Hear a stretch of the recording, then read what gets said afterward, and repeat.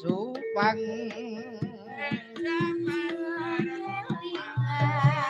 kelingan anak lanang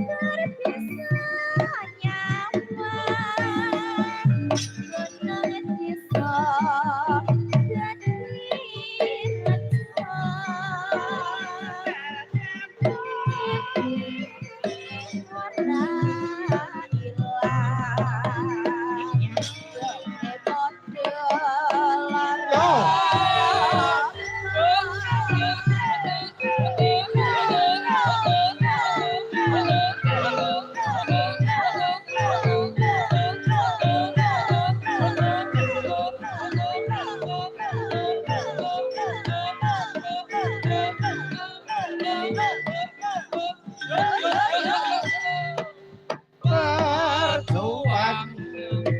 berkeringat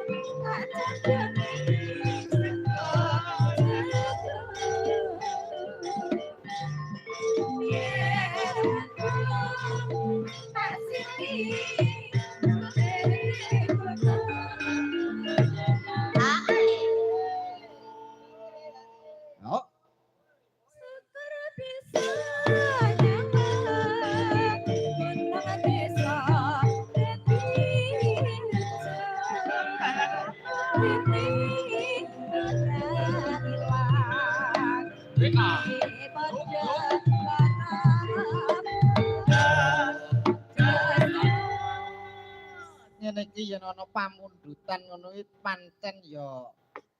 ngene nduk ana paugerane apa ana ngalam donya ki enek telu siji kuwi nek babakan budaya kuwi apa mak budidayane manungsa sing babar kaendahan kaya ngono